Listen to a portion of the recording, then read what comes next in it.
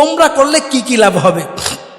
1 নম্বর, ওমরা আল্লাহ তাআলা কোরআনে বলছেন তোমরা ওমরা করো, ওয়া আতিমুল হাজ্জ ওয়াল উমরা, এজন্য আমরা ওমরা করব।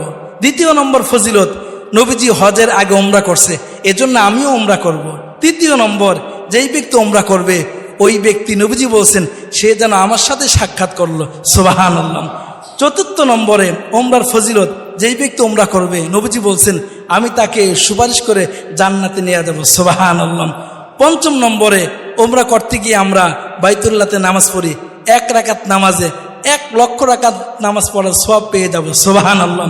6 নম্বর ফজিলত হলো দুনিয়াতে থেকেই জান্নাতি জিনিস এর মধ্যে চুমা দেওয়ার সুযোগ হয়, যেটা হলো আসওয়াদ পাথর, হজরে আসওয়াদ, এর মধ্যে চুমা দেওয়ার সুযোগ হয়। 7 নম্বরে ওমরা করলে জিন্দেগির গুনাহ মাফ হয়ে যায়। 8 নম্বরে ওমরা করলে দোয়া কবুল হয়। 9 নম্বরে ওমরা করলে, ওমরা করার সময় যখন আমরা লাব্বাইক আল্লাহুম্মা লাব্বাইক বলি, নবীজি বলেন লাব্বাইক বলার দ্বারা সাথে সাথেই তার সমস্ত গুনাহ খাতা মাফ হয়ে যায়। 10 নম্বরে যেই ব্যক্তি ওমরা করে, ওমরা করার কারণে জান্নাতের বাগান রওজাতুম মিন রিয়াজিল জান্নার ভিতরে তার যাওয়ার সুযোগ হয়ে যায়। 11 নম্বরে দুর্বল ব্যক্তিরা ওমরা করলে তারা জিহাদের সওয়াব পাবে।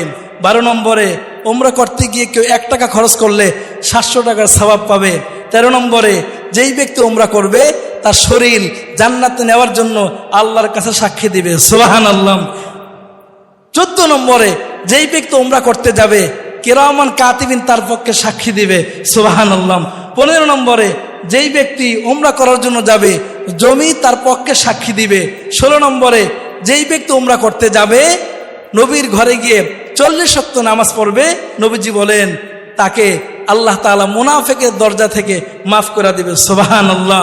17 নম্বর ফজিলত হলো যার জন্য সবাই পাগল, নেতা হইতে চাই, খেতা হইতে চাই, চেয়ারম্যান হইতে চাই, মেম্বার হইতে চাই, এমপি হইতে চাই, যার জন্য আল্লাহ নবী বলেন যেই ব্যক্তি হজ ওমরা করবে আল্লাহ তাআলা তাকে দুনিয়াতেই ধনী হওয়ার ব্যবস্থা করে দিবে, সুবহানাল্লাহ।